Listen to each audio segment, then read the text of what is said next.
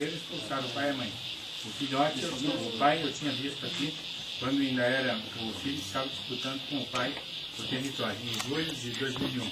Uma briga muito feroz, não era ritual, é feroz mesmo. E o que sai tem que procurar outro território onde não haja uma família residente.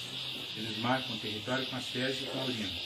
Então, o casal que sai, ou que sai derrotado, tem que sair procurando outro lugar. Muitas vezes, quando eles saem seguidos, porque a briga é muito feroz, eles não tendo território de caça, às vezes enfrentam algum galinheiro.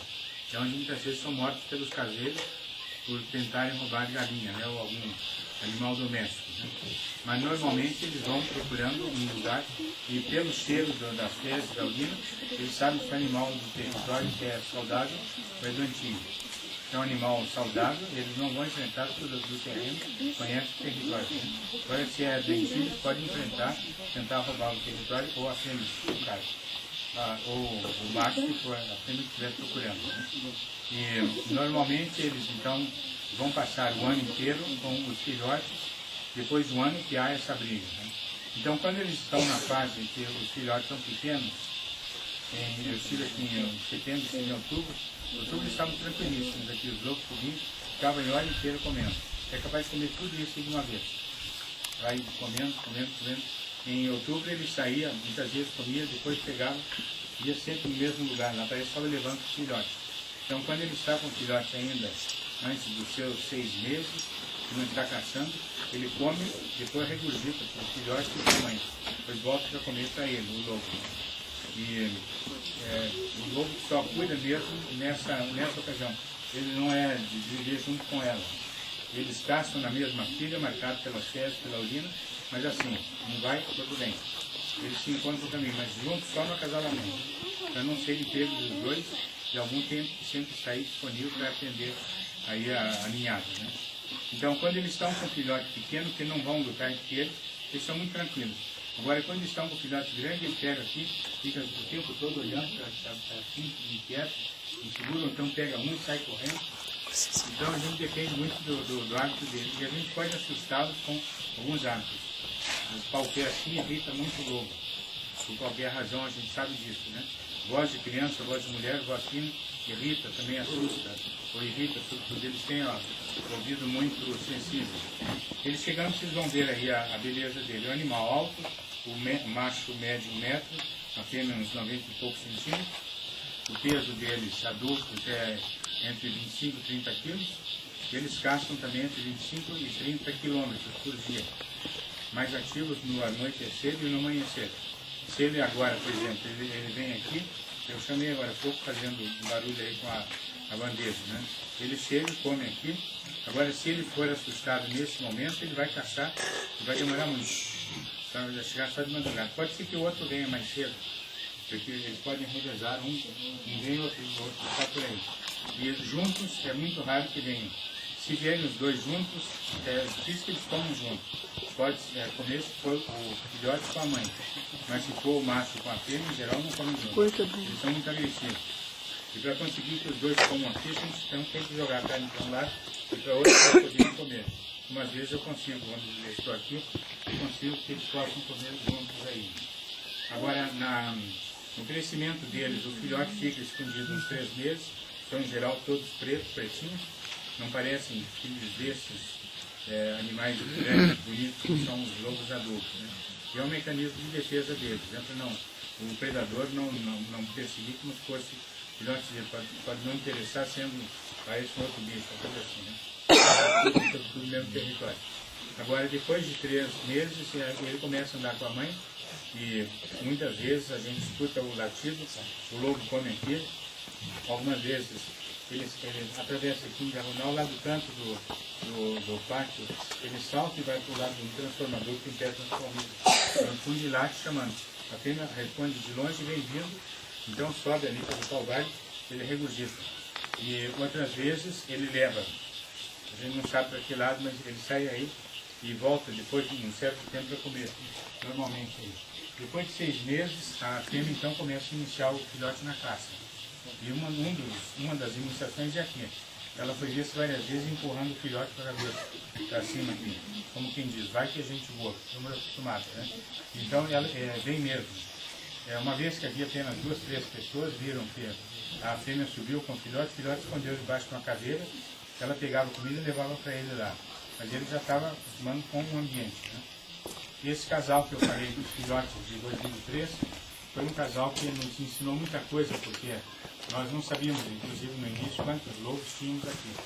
Como eu dizia, um casal precisa de 2.500 hectares para a caça, suficiente para uma família com 2, 3 filhotes, como foi no caso, né?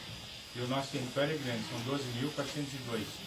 Agora, como é muita montanha, onde habitualmente não vão, e mato fechado, onde eles não passam, então eles colonizaram o que temos aqui de campo cerrado. Ele é visto às vezes assim na parte traseira, levantado aqui, procurando quem caça por aí. E caçador dele seríamos nós e as onças. Nós atualmente aqui não fazemos nada, não podemos fazer uma reserva, mas a gente sabe que não pode nada contra o lobo, né? E as onças, não sei se a gente diz que é o predador dele, predador possível, né? Mas alguém me dizia em janeiro que não há bicho nenhum que consiga comer a carne do lobo. Mas, cadê você daí, rapaz? Por favor. Eu caí em quebra o nariz, vou ter que pagar o hospital para você. Se derrubar a coluna, cai assim. João. Estou preocupado com o lobo, esqueci de reparar você. Mas então, quando o... Não sei o que você estava dizendo. Que nem o urubu consegue comer a carne do lobo. Não sei se é verdade. Foi alguém que transmitiu essa informação aqui. As nossas informações são, às vezes, de observações de outros que têm lobo na região, na fazenda, por exemplo, que a gente aprende umas certas coisas. Né? Isso foi falado, eu não sei se é verdade ou não. O lobo-guará, ele come muita coisa, é chamado um generalista oportunista. Aqui nós temos hoje carne crua, um pedacinho ou outro de carne inclusive, e a moça disse que ele separar lá ossos de frango para depois trazer se comer tudo isso aqui.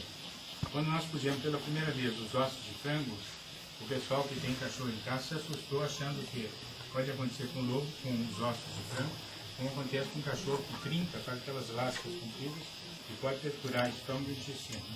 Mas quando ele vem aqui, se houver ossos aí, vocês vão escutar, ele pega aquele e tritura. Hoje eu mostrei em vários lugares aí as fezes do lobo, com aqueles pedacinhos muito pequenininhos e aquele não tem perigo de perfurar nada, então ele come tranquilamente. E come, sobretudo, quando a moça da cozinha se prepara, tira a pele do peito do frango, por exemplo, da coxa do frango, aquela pele que tem muito colesterol pra gente, né? E separa aquela carnezinha branca ali, de lado, crua, é o preferido do lobo. Quando tem, é a primeira coisa que ele pega. Né? Pois esse casal que expulsou o pai e a mãe em 2003, ele não comia essa carne de jeito nenhum. Não tinha comido ainda, não tinha a experiência. Eles não vinham com luz acesa, não vinham com conversa, não vinham no horário de gente, eles vinham lá pelas 5, 6 da madrugada. Depois começaram a vir um pouco mais cedo e se habituaram muito e introduziram um costume que os outros lobos não tinham. Fizeram eles, porque não tinham ainda aquela iniciação, e quando fizeram foi mais tranquilo. Eles chegam, os lobos todos chegam assim muito preocupados, olhando sempre com a orelha, controlando os arredores, né? Pegam uma coisa aqui, vinham comer aqui, e eles começaram a comer aqui, depois passaram a comer desse lado e para aqui. Eles estão com a frente ali, com todo esse pessoal, mas não tem medo nenhum, normalmente. E agora passaram isso para as outras gerações.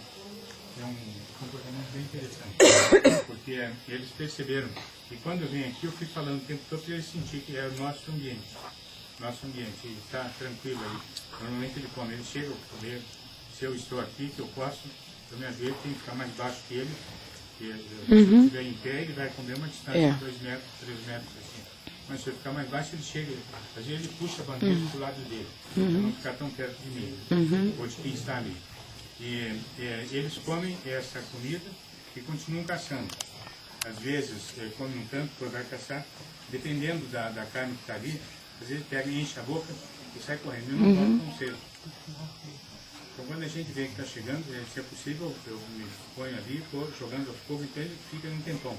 Come um pouco, depois mais e vai ficando, dá para fotografar de tudo que é jeito. Né?